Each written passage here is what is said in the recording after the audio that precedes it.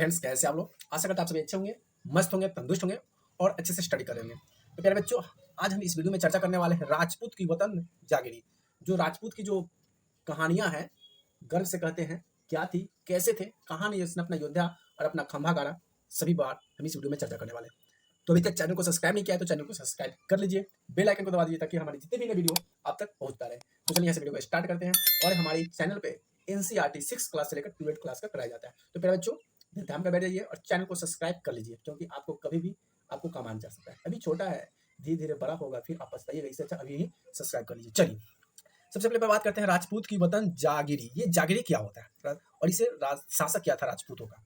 सबसे पहले ये पंक्ति पढ़ लेते हैं, फिर आपको ये वाला समझा देते हैं, ठीक है। देखिए, कई राजपूत शासकों ने मुगलों का अधिराजस्व स्वीकार किया था। देखिए, राजपूत शासक जो थे ना, मुगलों का भी कुछ बात स्वीकार किया, उनका भी बात माना।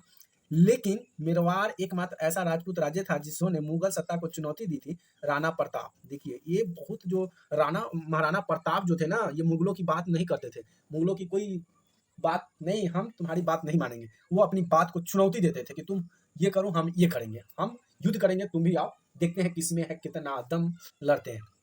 और राणा प्रताप 1572 में उदयपुर और मेरवाड़ के बड़े क्षेत्र में नियंत्रण के लिए साथ मेरवाड़ की राजगद्दी पर आसीन हुए। राणा के पास मुगल अधिराज को स्वीकार करने के लिए कई दूत को भेजा गया, लेकिन वे अपने निर्णय पर अड़े रहे। अब उन्होंने मुगल भेजा कि नहीं, आओ मेरे साथ मिल जाओ, हमारे साथ काम करो, मेरे लिए काम करो, तुमको हम ये देंगे वो देंगे, बहुत तरह का बात होता है। लेकिन कुछ राजपूत उसमें घुल मिल भी गए। लेकिन ये जो राजपूत है राणा प्रताप कहे कि नहीं, हमें तुम्हारी बात मंजूर नहीं है, हम अपनी तरीका से काम करेंगे, तुमको जो करना है करो, लड़ना है तो आके लड़ो।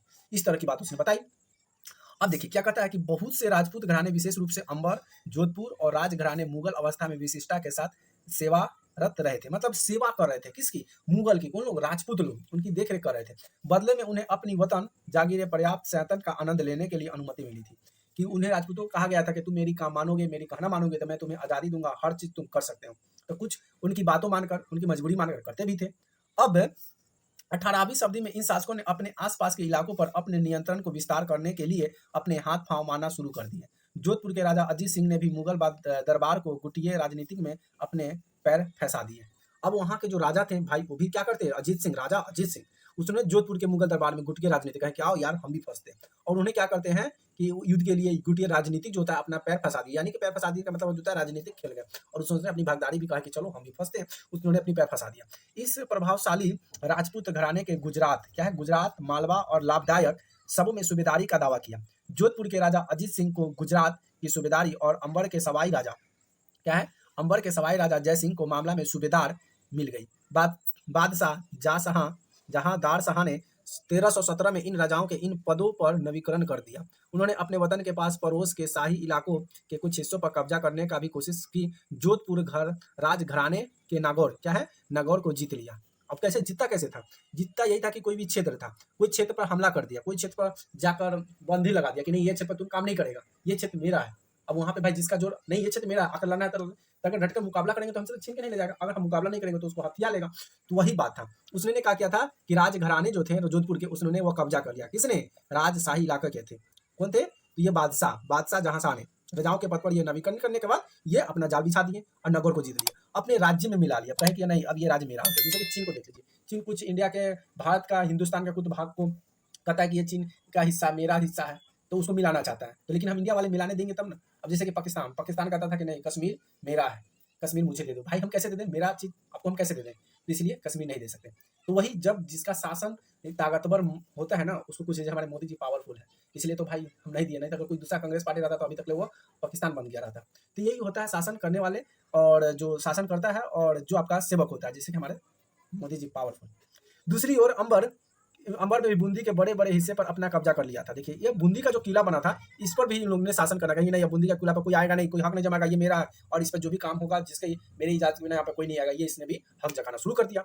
सवाई राजा, अब एक यहाँ पे पूरे तरह सवाई राजा जय सिंह ने जयपुर में अपनी नई राजधानी स्थापित की और 1722 में आगरा में सूबेदारी दे दी गई। और 1754 में दशक के राजस्थान में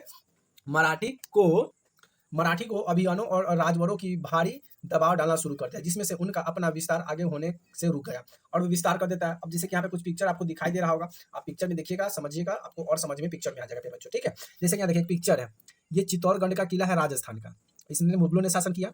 कई राजपूत सरदार ने पहाड़ियों की चोटियों पर किले बनाए जो सत्ता के केंद्र बने थे। व्यापक और किलेबंदी के स्थान यह भव्य संरचना में नगर, महले, मंदिर और व्यापक केंद्र जल संग्रह और संरचना में अन्य इमारतें होती थी। चित्तौड़गढ़ के किले में भी तालाब, कुंडी यानी कि कुएं, बावली जैसे नई जिले जल निकाय थे, वहां से जल भी निकाला जाता था। इस तरह का जो बनाया गया था। अब कुछ थोड़ा सा एक और टॉपिक है, उसको भी समझ लेते हैं प्यारे बच्चों। यहाँ पे है जयपुर के राजा जयसिंह, इनके बारे में दिया गया है, जिसकी पिक्चर है। तो पिक्चर में आपको समझ देते हैं, देख लीजिए पिक्चर है। ये आज़ादी हासिल करना चाहते थे। अब भाई मुगल बहुत राज किया हम लोग पर, और उसके साथ साथ ना यहाँ के जो मुसलमान लोग भी थे उनसे साथ मिला और अपनी हक उनके साथ कुछ काम करते करते और अपना हक, अपनी शासन बैठाना शुरू कर दिया था। तो जयपुर के राजा जयसिंह ने 1732 में एक फारसी वृत्तांत राजा जयसिंह का वर्णन है। जैसे कि राजा जयसिंह अपनी सत्ता का चरम सीमा पर थे और 12 वर्ष के लिए वे आगरा के सूबेदार रहे और 5 या 6 वर्ष के लिए मालवों के उनके पास विशाल सेना, तोपखान तथा भारी मात्रा में धन संपत्ति थी। उनका प्रभाव दिल्ली से लेकर नर्मदा तक का फैला हुआ था और वह धीरे धीरे उनको सूबेदार जब बनाया गया तो वो अपना हक जमाए और 6 साल तक मालवों के पास विशाल एक सेना कायम किया। सेना कायम करने के बाद उनके पास सेना हो गया, तोपखाना हो गया, भारी मात्रा में उन्हें पैसा, धन संपत्ति भी अर्जित कर लिया। उनका प्रभाव दिल्ली से लेकर नर्मदा यानी कि जो नदियां होती है वहां तक अपने क्षेत्र को फैला लिया। तो ये था राजपूत की राजनीति का संपूर्ण ज्ञान जो प्यारे बच्चों आपको हम इस वीडियो में कवर कराएं। तो वीडियो कैसी लगी प्लीज कमेंट करके जरूर बताइएगा और ऐसे ही वीडियो देखने के लिए, क्लिप देखने के लिए हमारे चैनल को सब्सक्राइब जरूर कर लीजिएगा। फिर मिलेंगे अगले वीडियो में नए टॉपिक के साथ, तब तक के लिए बाय बाय, लव यू।